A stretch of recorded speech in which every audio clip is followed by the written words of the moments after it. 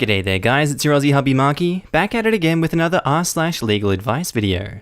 Now if you love me as much as I love you, then you know what to do. I want you to mosey on over to that old like button and tackle it like Crocodile Dundee. Maybe even chuck an Aussie flag down in the comments. Now with that said, I want you to sit back, relax, chuck a prawn on the barbie, and get ready for some bloody good legal advice. Now our first post today is by user Sol Invictus, titled, "Neighbor is crap bombing my front yard." So, my neighbor is crap bombing my front yard. A new neighbor bought a house across the street about 6 months ago. A few weeks back, I was working in the garage when I saw him take his dog directly across the street into my front yard. He let it pee in my yard and then walked straight home. He didn't notice me. My garage is set up as a shop and is pretty busy, and the garage door is up a lot. But this piqued my interest because it's goddamn weird. Now, my wife and I have a dog, so therefore, there are a few dog droppings from her that we pick up on a regular basis. My wife had been doing the duty recently, so I asked her if there were any more piles than normal. Sure enough, she said there had been a ton for a while. She figured it was jerks walking their dogs and letting them crap in our lawn. I figured it was our new weird neighbor. It happened again around a week later. I was in the garage as the neighbor took his dog into our lawn. This time the dog dropped a juice and he started to walk away without picking it up. I called out to him, asking if he needs a plastic bag to pick up after his dog, and he avoided eye contact and scurried back home. I went across the street and knocked on his door. He didn't answer. We set up a security camera to discreetly watch the front lawn, and I kept an eye out for when he was next out in his yard so I could talk to him. I reviewed the footage over the next few days, and sure enough, he was consistently walking his dog to do the deed in our yard. Why our yard? No clue. We've never had any interaction with this guy whatsoever. The next time I saw him walking to his car, I confronted him. I simply told him that I knew that he was taking his dog to crap in our yard, and if I caught him doing it again, I'd call the police to report him for trespassing. He denied doing it, claiming it must be other neighbors, got in his car, and drove away with me standing in his driveway. So I reviewed the footage from the last few days. Dude is not walking his dog into my yard anymore, he's letting the dog crap in his yard. He then scoops it up, walks across the street, and tosses it into my yard with a shovel. What the absolute hell? How do I even begin handling this? Now, I'm not a lawyer. Do what everyone here said, call the police, get a lawyer, etc. But I wanted to add, don't warn him. Don't confront him and tell him you're sick of it and you're making good on your threat to call the police. Blindside him so he's not suspecting it when they arrive. It's not like there's much he could do anyway considering you have video evidence, but it's still better not to warn him. I still think it would be good to get footage trying to ask nicely for it to stop. This proves you did your part in taking care of the situation with the civil means. Never grief back. It could go against you in a court of law, not to mention if he realizes OP is videotaping his attempt to nicely stop this, it might finally make the guy think. I hope he doesn't though, and OP gets his camera equipment paid for. Pretty low to take on a pet when you already know it won't clean up after them. Probably putting it in his yard because the neighbor went so far as to find out who else has a dog, and cleans up after it. Oh hey look, these people got a dog and they're like picking up poo. Well, I'll just toss it into their yard, honey. Problem solved. Yeah, no, it don't work that way. Put it in writing. If the surveillance footage has no audio, then simply recording you speaking to him will not hold up in court. Agreed. Footage is fine, a strongly worded letter is better. This is a perfect opportunity for you to fire back at your crap bombing neighbor with a legal ICBM. Specifically, see Idaho Statute 6202. This is textbook civil trespass, and you are entitled to statutory relief of the greater of $500 and actual damages, plus attorney fees and reimbursement for your costs of figuring out it's him. So go hire a lawyer, have fun. Reimbursements of costs for figuring out it was him, so the security camera could be paid for? If the judge sees it that way, possibly yes. If it was acquired specifically to undertake the investigation, then pretty much a slam dunk. Dude picked the wrong state to fling poo. Different jurisdictions react differently, but you might be able to apply your time to the damages as well. Time installing cameras, procuring them, maybe even time spent identifying what products would suit your needs to catch him. Or put in the legwork to stake out the location and discuss it with your wife. if that took any significant portion of time. Some places look down on this as nickel and diming, even if you can demonstrate its accuracy. Other places might get a justice boner because crapheads shouldn't go out of their way to put themselves on the wrong side of the law, and this guy is begging to be reamed. Option 1. You take the video to small claims and ask for the $5,000, the statutory limit for vandalism, pain and suffering. You'll get it and he'll be embarrassed as hell. Option 2. If you live in a one-party consent state or if it's not illegal for you to record other folks with your cameras, you can post it on Nextdoor and ask, does anyone know this person? Option 3. Take the video to the police and press criminal charges for vandalism and trespassing. Option 4. All of the above. Now this is at the top of the post by the original poster. Update: I'll be sure to post updates, so please stop PMing me or replying to my comments in post history outside of this sub, asking me to do so or suggesting I crap bomb them back. My wife noted that we think might be his kid comes around most weekends. In the interests of remaining neighborly and with the possibility of neighbor dude might be losing his mind, we're going to talk with them before lawyering up or involving the fuzz. Updates forthcoming. And now, posted a week ago. Long overdue update. Neighbor is crap bombing my front yard. Hi everyone. Remember me? I sure forgot about you, but not intentionally. Please accept my sincerest apologies. My wife and I have been on all sorts of adventures. Moving out of the state, living in an RV with too many cats, a meth-crazed former friend going on a rampage, and delirious dad dementia drama. It has been a wild ride. You can thank everyone's new best buddy, COVID-19, for providing me with the time, aka being in quarantine, to remember to get on this.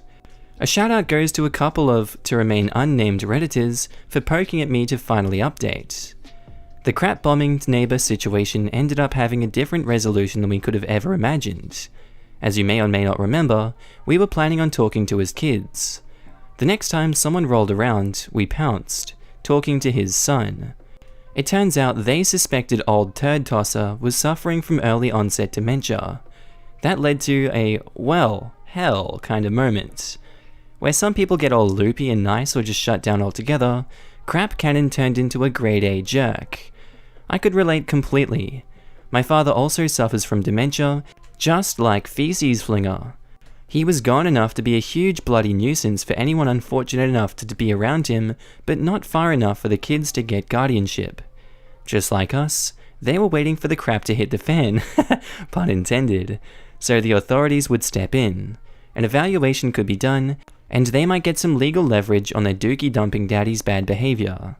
So we set up a camera on that part of our yard and waited until he did it again. He never dumped crap in the yard again. We're guessing the son talked to him. But he did take his dog over to drop a juice in our yard. Evidence in hand, we called the police. Kept it to just the facts. Thanks, Joey Friday. And I hoped that they'd do something. They talked to the crap shoveler, he promised to knock it off. And you know what? He actually stopped. We moved shortly thereafter and heard a few months later from the new tenants, they're friends of ours, that his property is for sale. I'm guessing the kids finally got him the help he needs. Everyone hug now. Happy ending. Here's an interesting one by Muted Stress. I, 23 female, had sex with a 17-year-old. He told me he was 19. He took a video of us having sex with my consent and is threatening to share it. What can I do?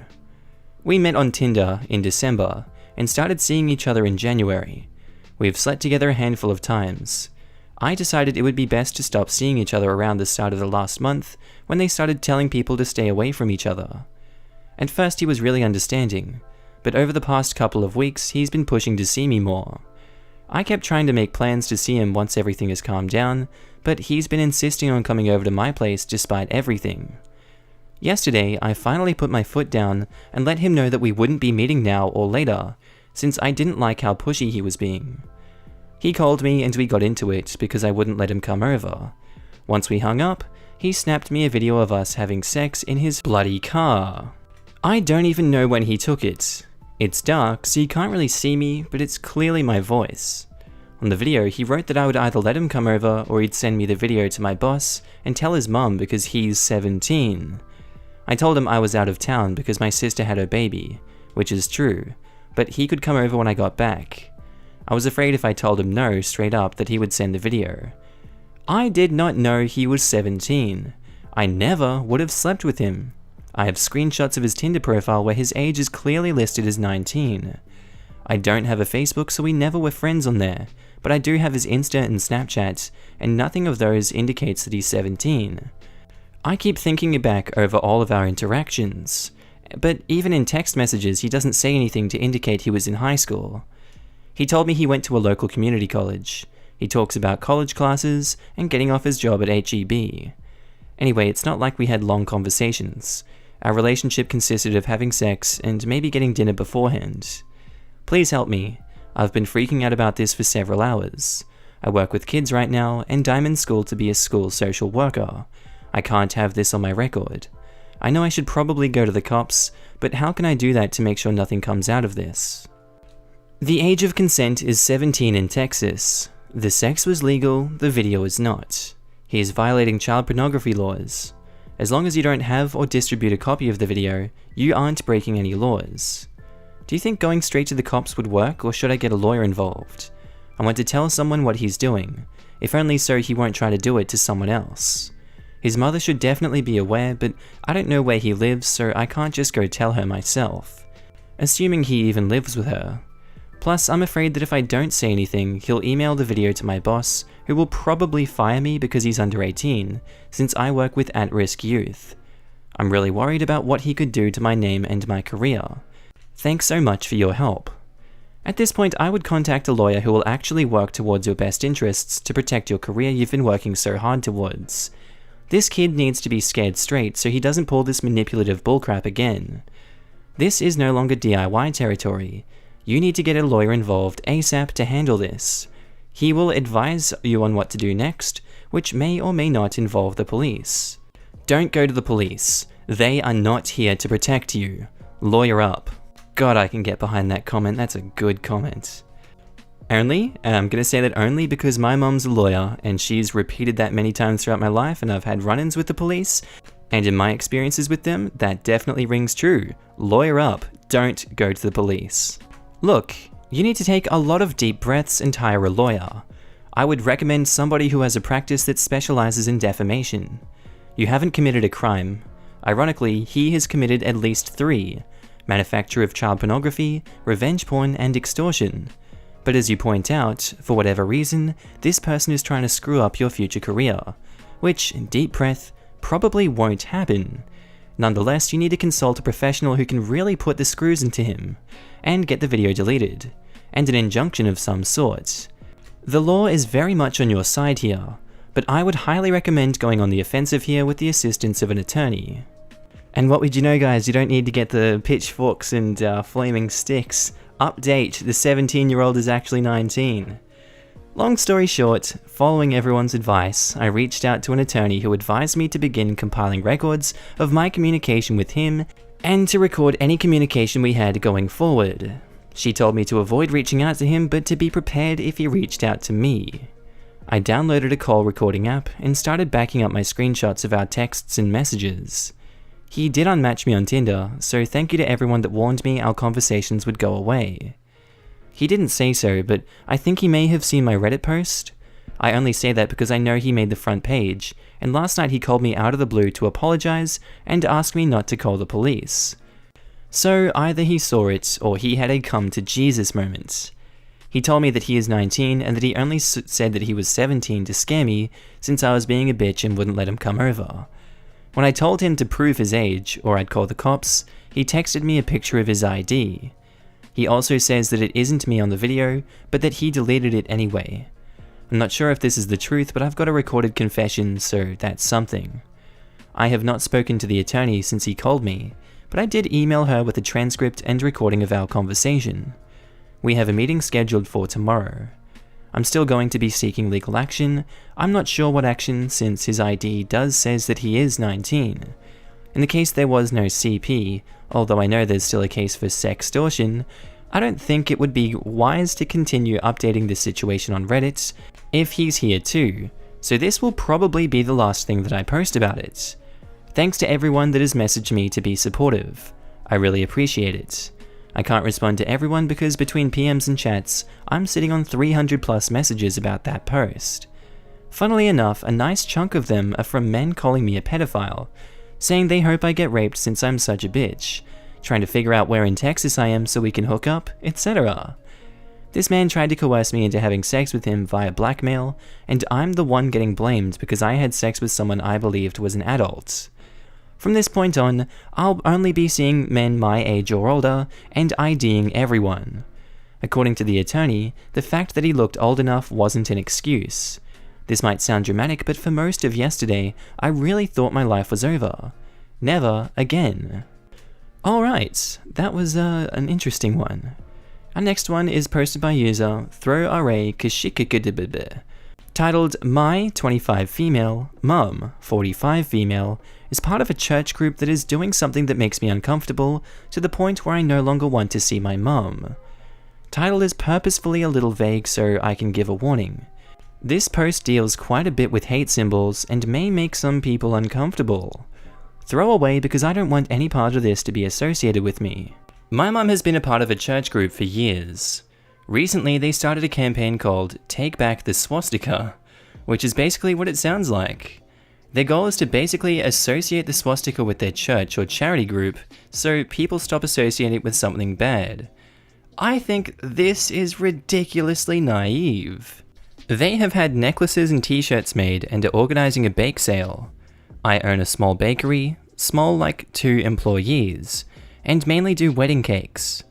My business is still new, like less than 6 months old, and the church offered to pay me to make 400 cupcakes with the swastika on it, and I denied because I don't want my business associated with that.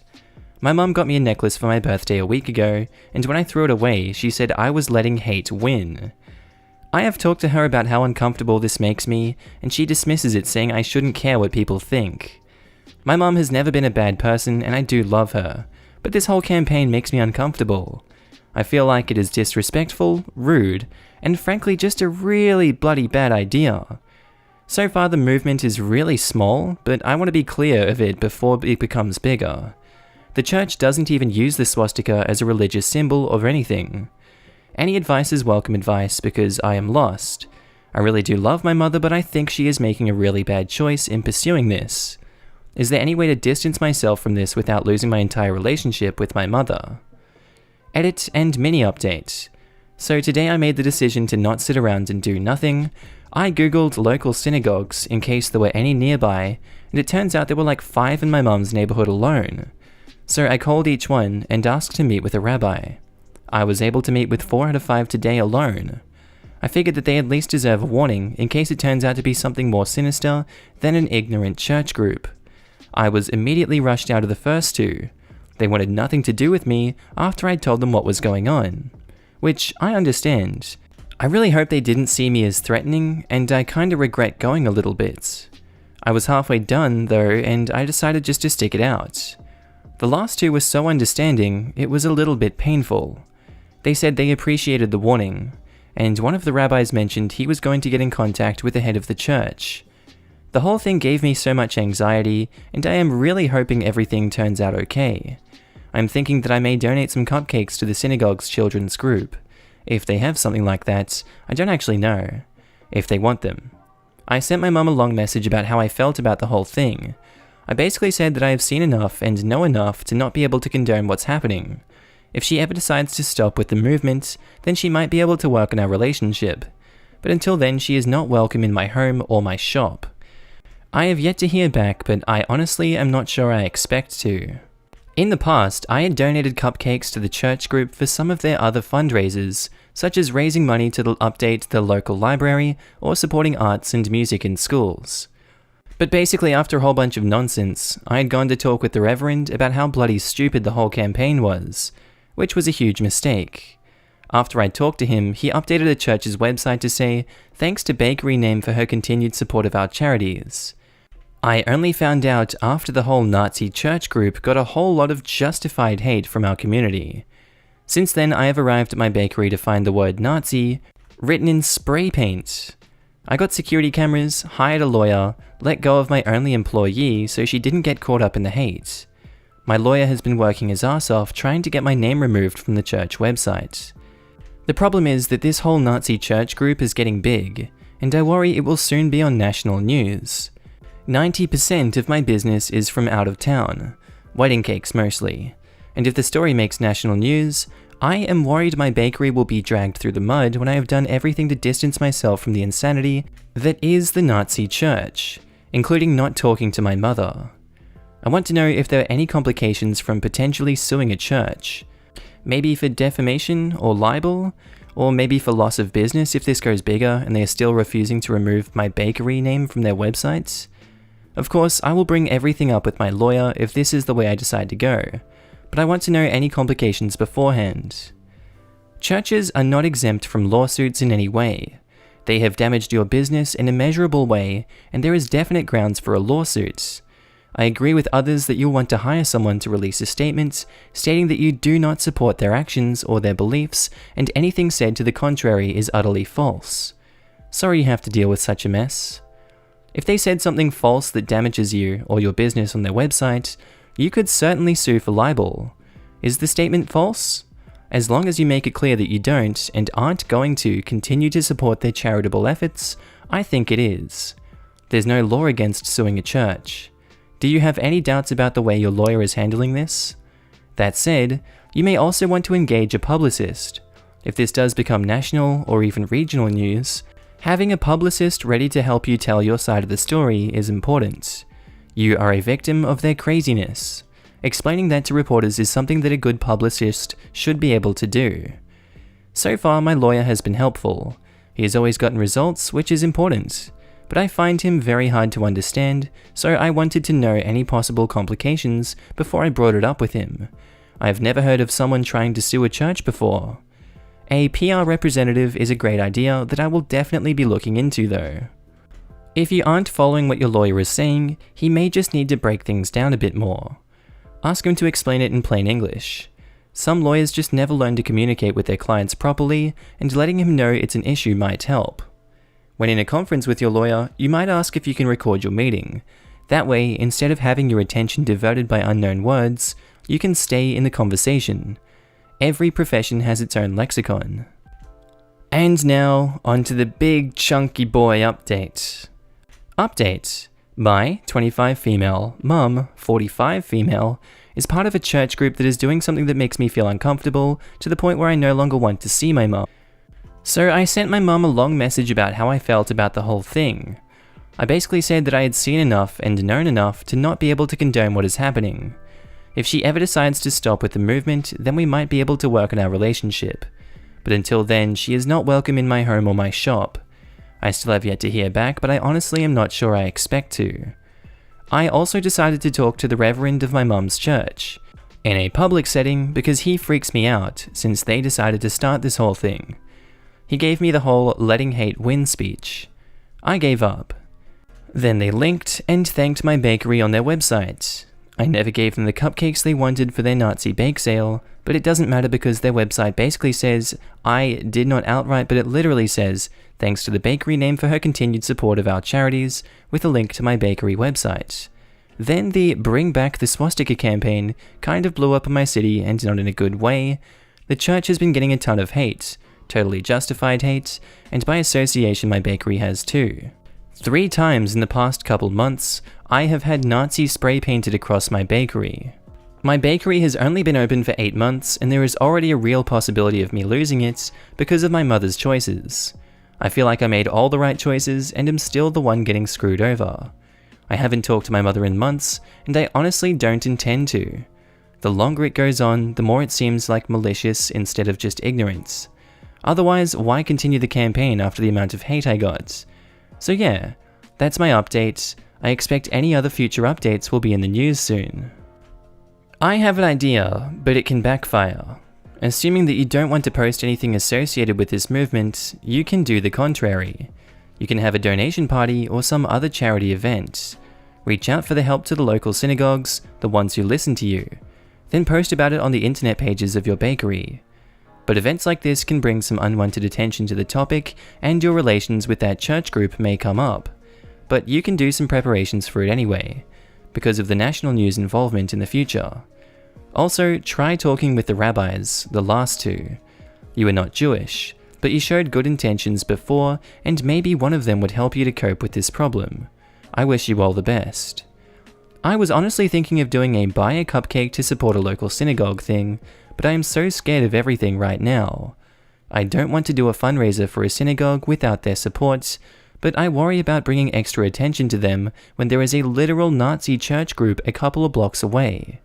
I am worried I will lose my bakery. I am worried about retaliation from the Nazi church group. I'm honestly so scared to make any type of action because I can't stop thinking of worst case scenarios.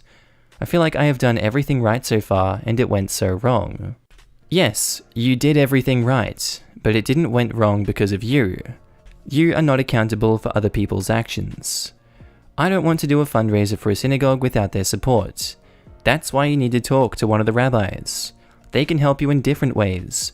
They can listen to you, offer some emotional support. Don't bother about extra attention. Staying low is not an option in times like this. But contact them beforehand to coordinate any activities. Yes, that church group sounds insane, but if they will try to take direct actions against synagogues and people who are supporting synagogues, then it will be 100% Nazi, and everyone will understand that, so they won't do it. Wow, that's awful. I'd cut my mum off and make it public on a bakery Facebook page. If scrutiny comes, you'll appear proactive, not reactive.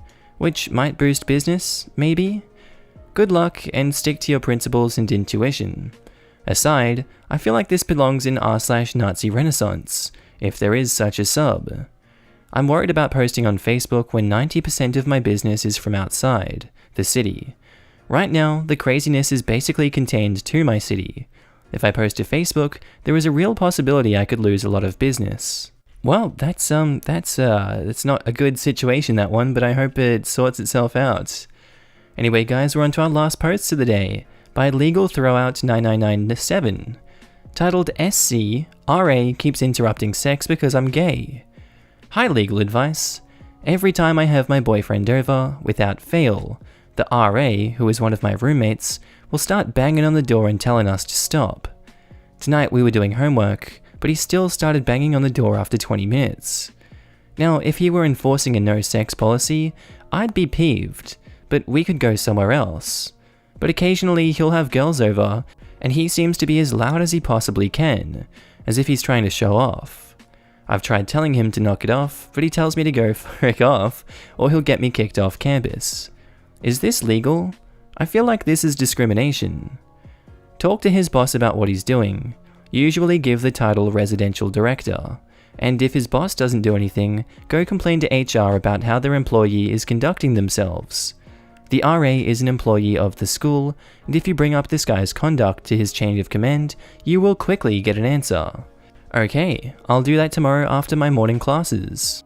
Hi, I used to work in Res Life. I was a residence manager. If I found out one of my staff was doing this, I would be livid. Please speak to them ASAP and tell them specifically that you feel it's because of your sexuality. We generally have no patience for this crap. I'm sorry this is happening to you. Once upon a time, OP would have been shit out of luck because of their sexuality, but now it should cause the administration to sit up and take notice. Failing to do so could result in all kinds of negative consequences for the school. Social, reputation, legal, financial, just to name a few. And now onto our update. RA keeps interrupting sex because I am gay. I've got good news. The RA has been removed. I went to the residence coordinator and he called someone above him in the housing department who told us to write down every incident I remember for housing to review, then go to the Title IX coordinator. It took them a while to get through all the paperwork, but the process was a lot less intimidating than I thought it would be. The RA was fired and given the option of either moving to an empty room in one of the old dorms or moving off campus within 30 days. He chose to move out and stay with his girlfriend after a week, which I didn't realize he had since I've seen other women come into his room, but I don't feel like stirring that pot. After I've made the report, he stopped banging on the door when my boyfriend was over, but every time he saw me, I could feel him staring daggers into me. He also started doing petty stuff like accidentally knocking my towel onto the floor of the shower room and just leaving it there. He left me an apology letter at one point, but it was definitely not sincere. I could have moved to another dorm temporarily, but I decided it would be too much work because they gave him a 30-day deadline and he started packing the Tuesday after. Yesterday, the new RA finished moving in, and after talking to him about all that happened, I think we're going to get along just fine. The residence coordinator said that housing had done all they could do. Any further action would be done as a result of the Title IX complaints, which might take several months to complete. And for those wondering, yes, it is a public college, and there is no sex policy. I looked through the housing contract and couldn't find anything except rules against sexual assault and discrimination based on sexual orientation. I should have said that in the original post, but it blew up and was locked by the time I saw those comments. Thanks, LegalAdvice. Anyway guys, I know this one came out late today, sorry, this is the end of the video. I was chilling today and I let time slip me by. Hope you guys enjoyed this one. There were no cliffhangers in this one, so praise Jesus for that. I hope you guys are having a good time in quarantine, lockdown, whatever you're doing. We'll have more episodes out tomorrow, so rest assured. Hope you guys are having a good one and stick tight. I'll see you tomorrow. Bye.